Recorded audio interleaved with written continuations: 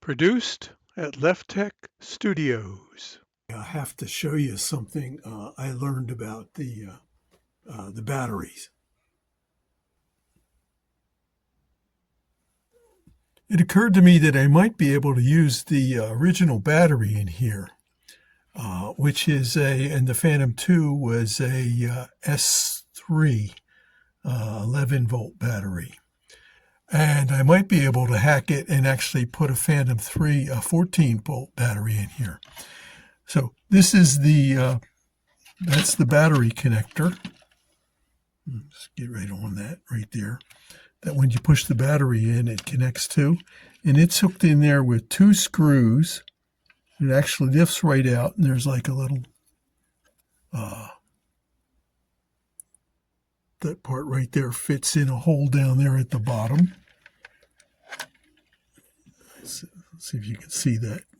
So it fits in there, and the difference between the Phantom 2 connector and the Phantom 3 connector is the Phantom 3 has 4 of these little pins, which are the pins that communicate the smart battery to the original controller. And the height that this thing sits in there, it sits inside the case.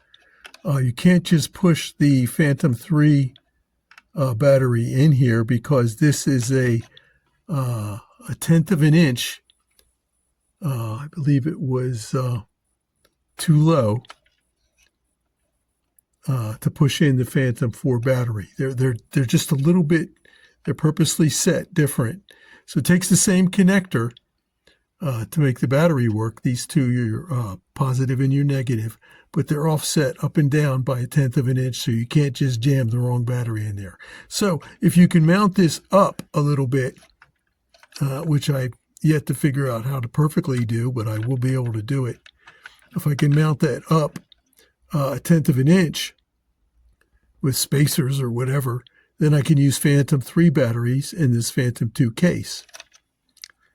Anyway, and hopefully I won't need the 2 pins on the bottom because I'll be reading the voltages and all that stuff off the more modern controller, which has voltage and all that stuff built into it. So I'll be able to use the smart batteries partially. It should be interesting.